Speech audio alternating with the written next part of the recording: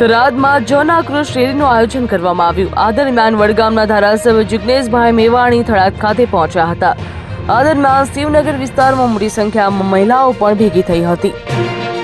શિવનગરની મહિલાઓએ સ્પષ્ટ રીતે આક્ષેપ કર્યા હતા કે રાજ્યના ગૃહમંત્રી ખુદ કહે છે કે ક્યાંય દારૂનું વેચાણ થાય તો જાણ કરી, છતાં પણ થરાદ પોલીસની રહેમ નજર હેઠળ શિવનગર વિસ્તારમાં ખુલ્લેઆમ દારૂનો ધંધો ફળીભૂત થઈ રહ્યો છે।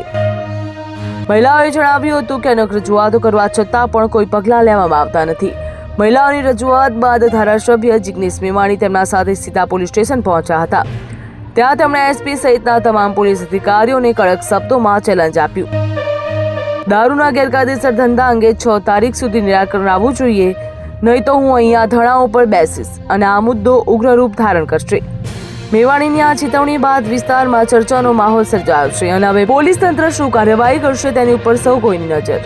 અંબાજીનું મંદિર, વડતાલ સ્વામિનારાયણ સંપ્રદાયનું મંદિર, સાળંગપુર હનુમાનનું મંદિર, સોમનાથ મંદિર અને દ્વારકા મંદિર ગુજરાતના હિન્દુ ભાઈ બહેનોની આસ્થાના પ્રતીક એવા આ મંદિરોની 2 કિલોમીટર 3 કિલોમીટરની ત્રિજ્યામાં પણ રાજ્યના ગૃહ વિભાગ અને મુખ્યમંત્રી કાર્યાલયની રેમ નજરના કારણે, રાજ્યના પોલીસ વડાની રેમ નજરના કારણે ખુલ્લે આમ છડે ચોક રાત દિવસ દારૂના અડ્ડા ચાલે છે।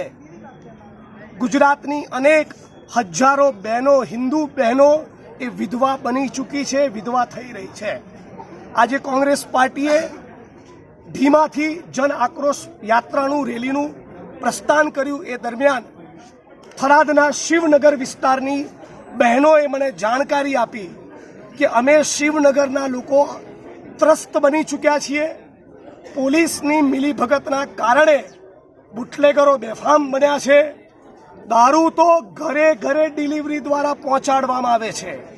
ફક્ત અડ્ડા નહીં, થરાદના શિવનગર વિસ્તારમાં દારૂની હોમ ડિલિવરી કરતી હોવાની મીડિયા અને એસપીની ઉપસ્થિતિમાં થરાદની બહેનોએ ફરિયાદ કરી। ઉપરાંત બહેનોએ એમ પણ કહ્યું કે અહીંયા બેફામ ડ્રગ્સ અને ગાંજો અને ચરસ પણ વેચાય છે।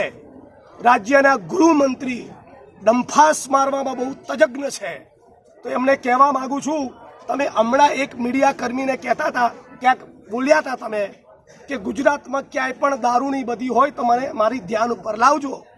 તો અહીંયા આવો ઊંધા પડો એટલે ખબર પડે કે શિવનગરની બહેનોને તમે કેટલી રંજાડી છે। હવે જિલ્લા પોલીસ વડાએ આજે બાહેધરી આપી છે કે આવનારા ટૂંક સમયમાં ફરી તમારે જિગ્નેશભાઈએ ફરિયાદ માટે આવવું નહીં પડે, ફરી બહેનોએ ફરિયાદ કરવી નહીં પડે। ફરી જો મારે અહીં આવવું પડશે તો આનાથી વધારે ઉગ્ર સ્વરૂપ ધારણ કરીશ। કોકને સસ્પેન્ડ કરાયા વગર ઊભો નહીં થવું। અને થરાદની જનતાનું મને જન સમર્થન છે। શિવનગરનો એક એક માણસ મારી જોડે લડવા તૈયાર છે। અહીંયા દારૂ પણ બંધ થવો જોઈએ, ડ્રગ્સ પણ બંધ થવું જોઈએ, ગાંજો ચરસ પણ બંધ થવા જોઈએ। બધા રેડી છો ભાઈ? લડેંગે। 100% પૂરી થશે।